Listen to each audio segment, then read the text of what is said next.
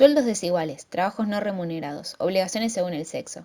Desde hace años, prácticamente siempre, el mundo de trabajo no es un lugar equitativo, donde dependiendo de si somos hombres o mujeres tenemos oportunidades diferentes. ¿Qué es lo que sucede? Lo veremos a continuación. Históricamente, la mujer era reconocida por trabajar como ama de casa porque esa era la condición de la mayor parte de las mujeres que vivían en pareja. Entre sus funciones se encontraba cualquier labor relacionada con el hogar. Asimismo, su inserción en el mercado laboral se relacionaba con trabajos feminizados, es decir, trabajos que se relacionaban con tareas de cuidado como enfermeras, empleadas domésticas, etc., o trabajos más ligados a la maternidad como el magisterio. La inserción de la mujer en el mercado laboral tuvo algunos hitos históricos, como la incorporación en las fábricas textiles en la Revolución Industrial o la ocupación de los puestos de trabajo que los varones dejaron vacantes durante la Primera y Segunda Guerra Mundial.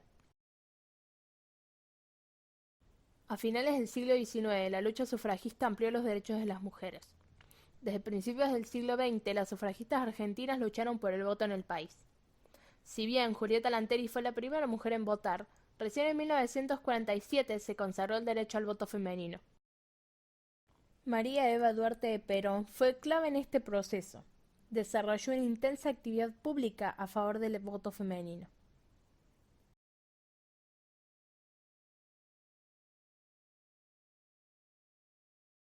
Se ampliaron los derechos de las mujeres, pero en el mercado laboral todavía encontramos una brecha en los salarios y las actividades a las que las mujeres podían acceder. Nos ubicamos entonces en el año 2020. El impacto de la pandemia provocó un cambio en el mercado laboral que afectó a todo el mundo. Sin embargo, esta situación no fue homogénea, mostrando diferencias entre distintos grupos y categorías. En Argentina, la tasa de desocupación en los hombres alcanzó el 12,8%. Aún así, sigue siendo mejor comparado con las mujeres, quienes tienen un porcentaje del 13,5%. De manera contraria, tenemos la tasa de subocupación. Entre mujeres el porcentaje disminuyó significativamente. Esta reducción puede explicarse porque a la carga del trabajo remunerado, la pandemia y la cuarentena adicionaron una mayor intensidad de las tareas domésticas y de cuidado, quitando la posibilidad de estar dispuestas a trabajar más horas. La simétrica distribución de las tareas del hogar se mantiene. En el segundo trimestre del 2020, las horas semanales que en promedio trabajaban los varones ocupados se redujeron a 36 horas por semana, y las de las mujeres se mantuvieron, con lo que la brecha se sitúa en un 16%. Pasamos finalmente al año 2021, cuando se creía que la situación ya había pasado. Nos encontramos con que los porcentajes no regresaron a sus niveles prepandemia. Muchos incluso empeoraron. La feminización de la pobreza es mayor hoy de lo que fue en 2020 y lo que era en 2019.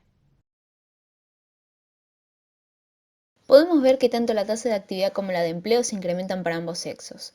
Los varones empleados vuelven a los niveles prepandémicos. En el caso de las mujeres se llega a una proporción récord con el 50%.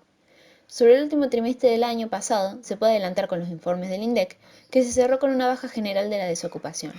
Se sigue observando que esta problemática afecta a las mujeres con mayor intensidad, aunque sea una recuperación significativa para ambos géneros. Es un hecho que las mujeres tienen que trabajar 1 año y 3 meses para ganar lo mismo que sus pares varones en 1 año.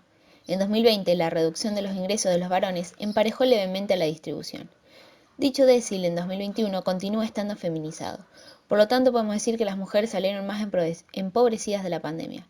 Además de estar preocupadas por mantener la economía familiar, la violencia de género se profundizó por la situación de confinamiento. Habiendo escuchado todo esto, podemos concluir que a lo largo de los años, la incorporación de la mujer en el mercado laboral con igualdad de condiciones fue algo que costó mucho esfuerzo conseguir. Si bien aún queda mucho camino por recorrer para desaparecer las brechas aún existentes, consideramos que nos encontramos en un momento bastante positivo en comparación a 50 años atrás. La discriminación y los abusos en el lugar de trabajo son situaciones que poco a poco se van condenando y visibilizando más que en antaño, haciendo que las nuevas generaciones ya no toleren estos tratos y luchen para que podamos ganar más derechos como sociedad.